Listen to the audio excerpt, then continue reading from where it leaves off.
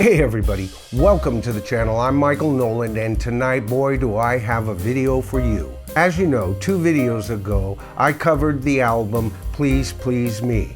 And of course, I followed that up with my latest video, which covered With the Beatles. Well, tonight we're going to cover the Beatles' very first masterpiece.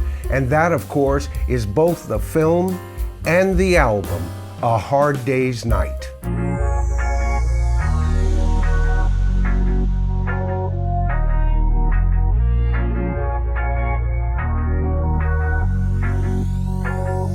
Okay, so like I brought up in my last video, I thought that with the Beatles actually sounded very close to how they would sound on this next magnificent album, A Hard Day's Night. But first, a big shout out to 5 new subscribers, and that would be Lockman75, Clive W, Bradley Fox, Paul Leah, and Royce in the House. You know, Royce in the House covers some classic rock material that I just love. You might give his channel a look. So, okay, our first 2 videos really covers 1963 for the Beatles. There's one thing that I didn't mention.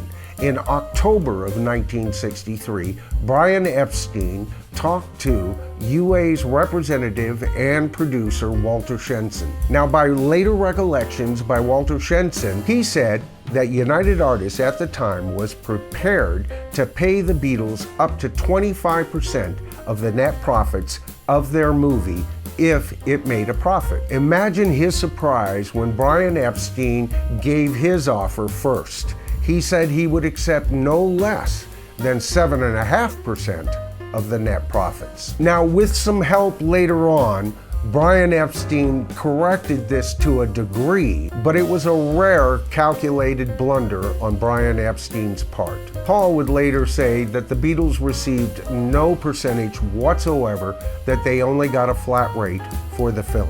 Now, it's interesting, John Lennon years later kind of derided the film and said that he didn't like the way that Alan Owen, the writer of the film, portrayed the Beatles. He thought it portrayed them as clod-hopping Ringo, wit John, whimsical Paul, and stern George.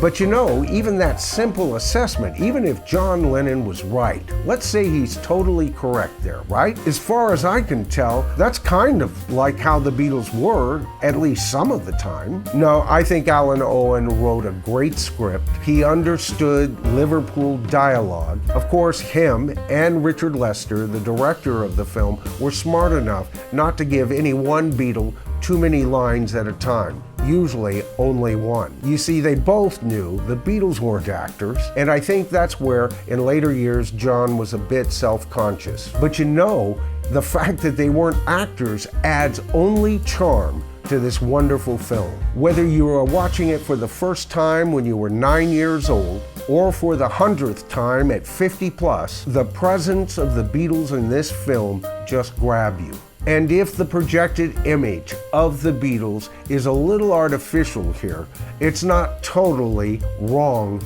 either. Now, I know we've been talking primarily about the film up to now, but if you do a video on the film, you can't help but mention the album.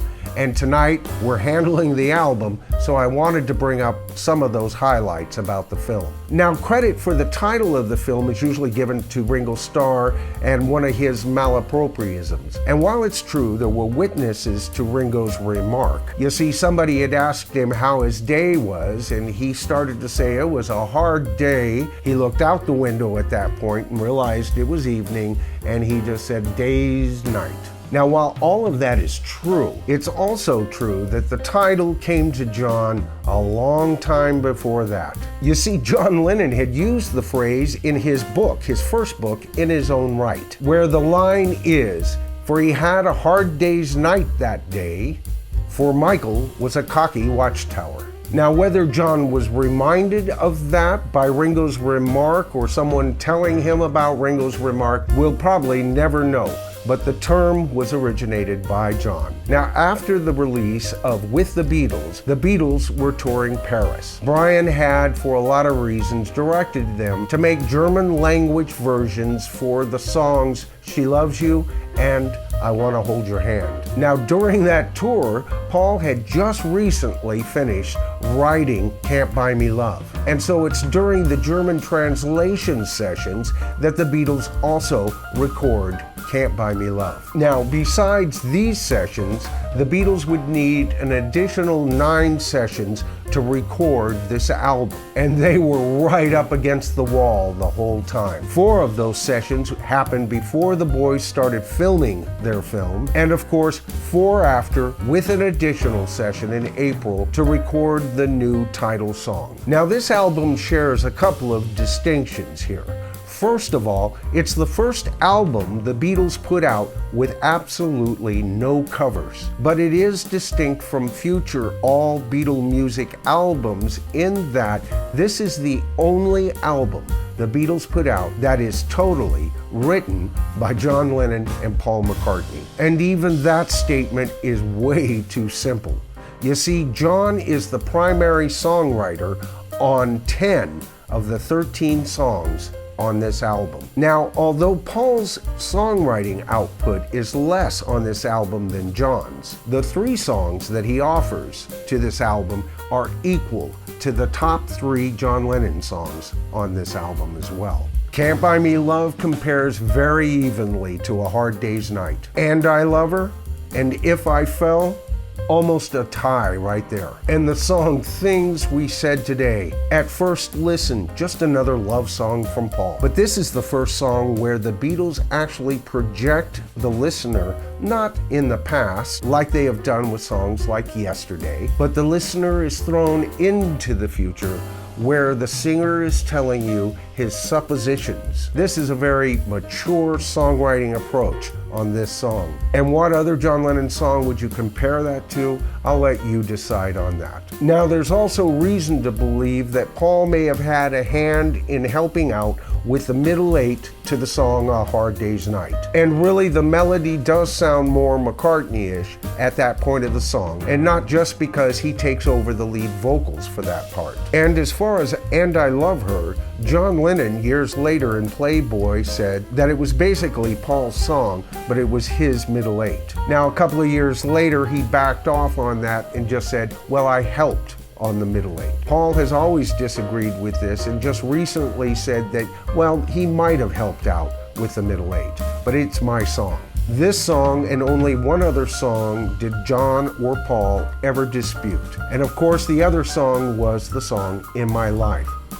John claims total authorship for that song. Paul has always disagreed and said that he wrote the music for the song and that John wrote the words, and they both helped with the melody. But one thing is clear on this album: John Lennon is on a roll. It only took him a night to write the title track. He was probably a bit concerned. Both him and Paul were very competitive with each other, and Paul had just won the recent A-side Can't Buy Me Love.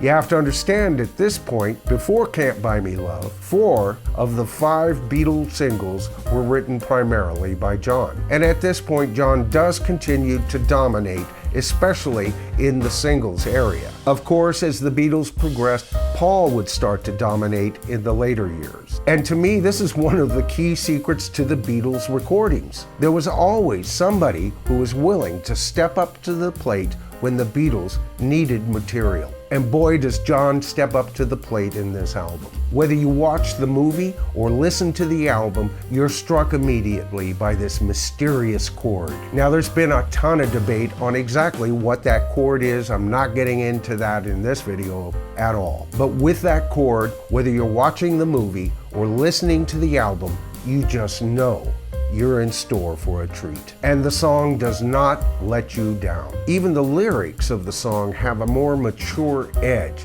This guy's been working like a dog. This guy is a man. And the grit in John's voice just perfectly complements the power of this song. You know, the album only has 13 tracks. The Beatles usually offer 14 tracks for their English releases anyway. Thanks, Columbia. But there was supposed to be a 14th track, and that would have taken this album out of the hands of just being a Lennon and McCartney product. That, of course, was George's offering at this time, a song he titled either You'll Know What to Do or You Know What to Do, depending on the story. Now, the Beatles did attempt to record this song, and they did, but it's just a bare rhythm track, and I have no doubt that it would have been re-recorded had they pursued it further. Years later, it was released on the anthology, and to tell you the truth, I think it would have been a mistake to include this song on this album. Now, another thing about this album that sets it apart from all other Beatle albums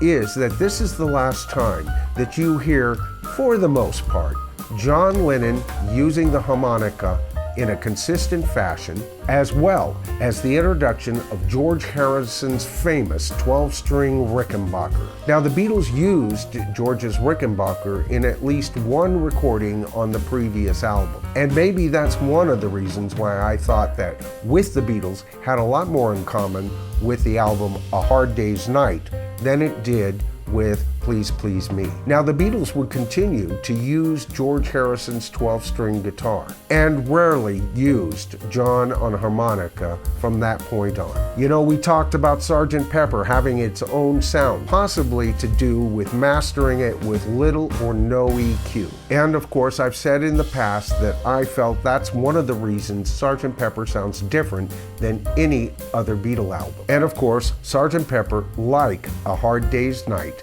is a masterpiece on its own. Now, I don't know if it's as simple as the Beatles using George's 12-string. That certainly is a sound. It seems to me on this album that George's 12-string guitar even updates the sound of the harmonica. And it's interesting at this point, especially with some of the material in Beatles for Sale, that in the future, that they didn't pursue this sound further. If anything, if they had kept this sound at least one more album, I think it would have helped immensely with the sound of Beatles for Sale. Now, another thing I mentioned in my last video when we covered With the Beatles was that although there were some fine Paul McCartney bass lines, and all of them professional, some of them were just very basic play. And that pedestrian approach is present even on this album, with the notable exceptions of I'm Happy Just to Dance With You, Tell Me Why, Anytime at All, I'll Cry Instead, and You Can't Do That.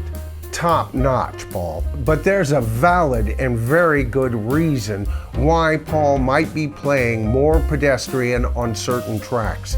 George Martin clarified this years later when he said, you know, the Beatles would get in, it was economical, get this thing recorded, many times part of the song being written right there in the studio. They would get it recorded and then off to a TV spot or a photo op, or they had a tour of Europe or back to Britain, over to America.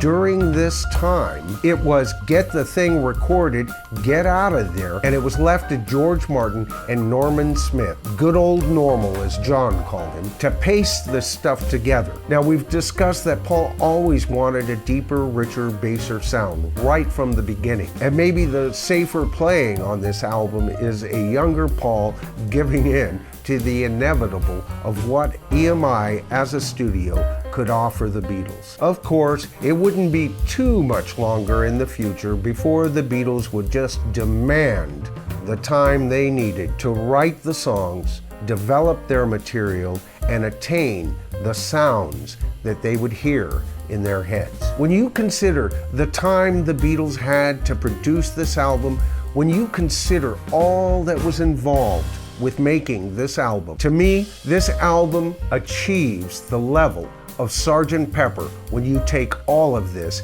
into consideration. Of the first 4 Beatle albums, I have to admit, this is the one album I tend to put on from beginning to end and just enjoy it as an album in total. That's not to say that the 3 other albums recorded around this time don't have golden gems to offer. They do, of course. But if I'm perfectly honest, I find myself skipping through some of the tunes. I Want to Be Your Man, The Devil in Her Heart, Till There Was You. Well, you know my thoughts on Till There Was You. So that's my analysis of the album A Hard Day's Night, as well as some of my thoughts on the movie A Hard Day's Night. Perhaps in the future we'll cover all the aspects that went into the making of this film. But tonight I primarily just wanted to cover the recording of this album. Armed with a full 4-track studio, the Beatles were on their way. What they would continue to be able to do with a 4-track, of course, would manifest with the magnificent Sgt. Pepper's Lonely Hearts Club Band. But like Pepper, A Hard Day's Night is an essential Beatle album. Okay, so that about wraps up the video for tonight. Thanks so much for watching. A big shout out to all of our viewers. Thank you for sharing. And of course, if you haven't subscribed and have been considering, all you have to do, here it comes folks, hit that subscribe button and then hit that top bell notification and you'll be notified of all future videos. This is The Bottom Line. I'm Michael Noland and we'll see you in the next video.